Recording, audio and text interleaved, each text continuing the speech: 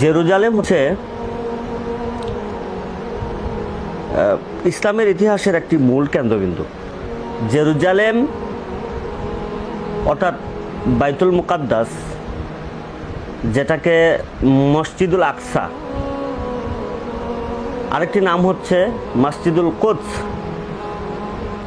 আবু দাউদ শরীফে একটি হাদিস, যে হাদিসটি এভাবে যে জেরুজালেমে ইহুদিরা প্রবেশ করবে আর ইসরাব অর্থাৎ মদিনা থেকে খেলাফত চলে যাবে।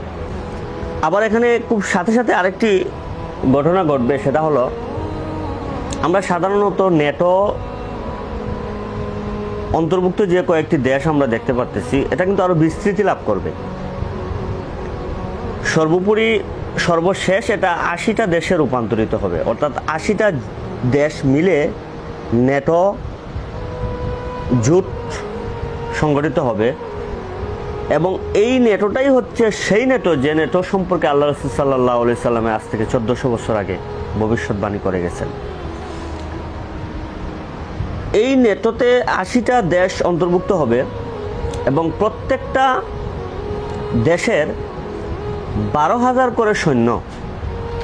ফুরাত নদীর নিচ থেকে যে সম্পদটা উঠবে, আল্লাহ রাসূল সাল্লাল্লাহু আলাইহি ওয়াসাল্লাম বলে গেছেন যে সম্পদের অর্থাৎ স্বর্ণের পাহাড় উঠবে। স্বর্ণের পাহাড় বলতে আমরা এখানে রূপাত্মক শব্দ মনে করে যদি এটাকে বিশ্লেষণ করি, সরাসরি এখানে আল্লাহ রাসূল সাল্লাল্লাহু আলাইহি সাল্লাম যদি তৎকালীন সময় বলতেন যে অক্সিজেন অথবা অকটেন অথবা পেট্রোল, ডিজেল, এগুলা বললে হয়তো সাহাবায়ে আমরা এটা বুঝতে পারতেন না। এজন্য এখানে রূপাত্মক শব্দ ব্যবহার করে বলা হয়েছে যে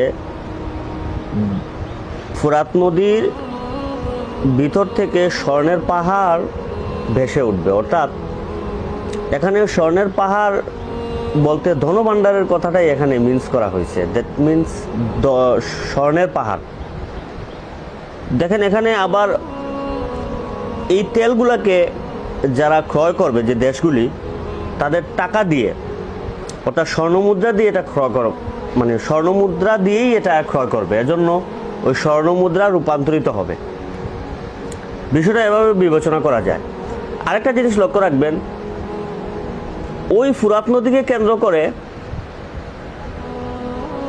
দুটা গ্রুপ এখানে যুদ্ধে লিপ্ত হবে। সেই যুদ্ধটার নামই হচ্ছে মালহামা বা ক্রুসেড বলে। মালহামা একটা ব্যাপক আকারে একটা যুদ্ধ হবে সারা ওয়ার্ল্ডে, অর্থাৎ সারা পৃথিবীতে। আল্লাহ রাসূল সাল্লাল্লাহু আলাইহি সাল্লাম বলেছেন যে শতকরা 99 জন লোক মারা যাবে।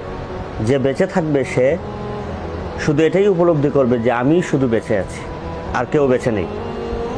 এত ব্যাপক আকারের যুদ্ধটা হবে, আর এই যুদ্ধটাই হবে পারমাণবিক যুদ্ধ। এবার যে কোনো মুহূর্তে সেই যুদ্ধটা বেড়ে যাবে। এখানে নেটোর অন্তর্ভুক্ত যে দেশগুলি আছে, এই দেশগুলি ছাড়া এখানে রাশিয়া আছে। রাশিয়া কিন্তু আল্লাহ রাসূল সাল্লাল্লাহু আলাইহি ওয়াসাল্লাম বলে গেছেন যে খ্রিস্টানদের মধ্যে একটা দল থাকবে যাদের সাথে মুসলমানরা চুক্তিবদ্ধ হবে। দেখেন এখানে রাশিয়া কিন্তু বেশ কিছুদিন যাবৎ আমরা দেখতে পারতেছি যে মুসলিম কান্ট্রিগুলার যে দেশগুলি আছে এদের সাথে কিন্তু সে চুক্তিতে লিপ্ত হচ্ছে, একটা জোট সে তৈরি করতেছে। পৃথিবীটা এখন দুভাগে বিভক্ত, মুসলমান খ্রিস্টান একটা জোট বেঁধে যাচ্ছে, আর ওইদিকে নেটোর অন্তর্ভুক্ত যে দেশগুলি আছে এগুলি আলাদা হয়ে যাচ্ছে। এই দুটা গ্রুপে মিলে কিন্তু যে তুমুল যুদ্ধ হবে, পারমাণবিক যুদ্ধ, যেটাকে আল্লাহ রাসূল সাল্লাল্লাহু আলাইহি ওয়াসাল্লাম মালহামা বলেছেন বা খ্রিস্টানরা ক্রুসেড বলে। এই যুদ্ধটা অত্যন্ত ভয়াবহ যুদ্ধ হবে এবং অত্যন্ত ভয়াবহ রূপ নেবে। এখানে আল্লাহ রাসূল সাল্লাল্লাহু আলাইহি সাল্লাম বলছেন যে এখানে প্রায় নেটোর অন্তর্ভুক্ত যে 80টি দেশ থাকবে, প্রত্যেকটা দেশ থেকে 12,000 করে সৈন্য একত্রিত হবে এবং সবাই মিলে একটা ভয়াবহ যুদ্ধ হবে। সেই যুদ্ধটা পারমাণবিক অস্ত্রের দ্বারাই যুদ্ধটা হবে। পৃথিবী সম্পূর্ণ চেঞ্জ হয়ে যাবে। সেই পৃথিবীটা আবার তার পূর্বের জায়গায় চলে যাবে। পৃথিবী ঠিক তার পূর্বের অবস্থানে চলে যাবে। স্যাটেলাইট বলেন, ইন্টারনেট বলেন বা আনুষঙ্গিক যে বিষয়গুলি বলেন, এগুলো কিছুই থাকবে না, সব ধ্বংস হয়ে যাবে। এখানে আরেকটা জিনিস আমরা বুঝতে পারতেছি যে এই যুদ্ধটা কিন্তু খুব কাছাকাছি। পারমাণবিক যুদ্ধটা আপনি যে কোনো সায়েন্টিস্ট বলেন আর সেনাবাহিনীর সর্বোচ্চ কর্মকর্তাদের জিজ্ঞেস করেন বা যে কোনো আন্তর্জাতিক গবেষককে জিজ্ঞেস করেন, ওরা সবাই একটাই মতামত যে পারমাণবিক যুদ্ধ খুবই কাছাকাছি, যেটাকে বলে মালহামা। আরেকটা জিনিস আমরা এখানে লক্ষ্য করতে পারতেছি যে ওই মালহামা অনুষ্ঠিত হওয়ার সাথে সাথেই কিন্তু জেরুজালেম থেকে দাজ্জালের আবির্ভাব হবে এবং ইমাম মাহদী আলাইহিসসালাম আসার সাথে সাথেই আপনার দাজ্জালের আবির্ভাব হবে। এখানে আরেকটা জিনিস আপনি খুব ঠান্ডা মাথায় জিনিসটা বিবেচনা করবেন। আমরা কিন্তু আল্লাহ রাসূল সাল্লাল্লাহু আলাইহি ওয়াসাল্লাম একটি হাদিসে বলেছেন যে ইস্তানবুল অর্থাৎ কুস্তুনতুনিয়া, এটা কিন্তু মুজাহিদরা অর্থাৎ ইসলামের মুজাহিদরা ইস্তানবুল দখল করবে, পুনরুদ্ধার করবে। ইস্তানবুল কিন্তু এখন বর্তমানে আপনার তুরস্কে অবস্থিত, যেটা এরদোগানের শাসন বা এরদোগানের রাজত্ব চলতেছে। এরদোগানকে কিন্তু আমরা এখন বর্তমান বিশ্বের মুসলিমরা একজন মডেল হিসেবে দেখতেছি বা অনেকেই বলে যে উনি বর্তমান যুগের খলিফা।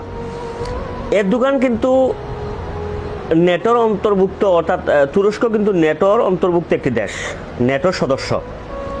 আল্লাহ রাসূল সাল্লাল্লাহু আলাইহি ওয়াসাল্লাম বলছেন যে তুরস্কের অর্থাৎ ইস্তানবুল মুসলমানরা বিজয় করবে খুব কাছাকাছি সময়।